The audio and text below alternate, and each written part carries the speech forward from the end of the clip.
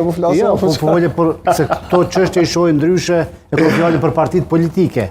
Ato i shohin më ndryshe. Ne e shohim për një perspektive tjetër dhe ne jemi të interesuar me kriju institucione sa më stabile. Absolutisht.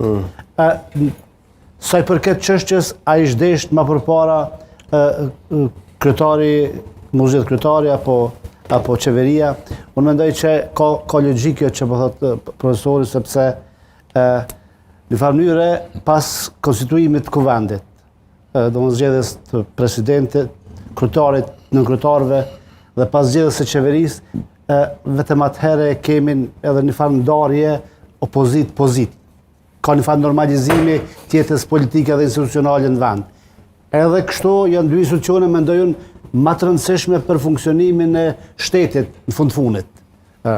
Derisa sa i përket koalicioneve të mundshme, ne kemi diskutuar vazhdimisht, të jemi sinqert unë edhe pas zgjedhjeve në shkurt të vitit 2025, e kum pa si koalicionin ma stabil, koalicion mes lëvizjes vetëvendosja dhe PDK-s, sado që e di që ka qenë gati i pamundshëm për shkak të antagonizmave që i kanë këto dy parti.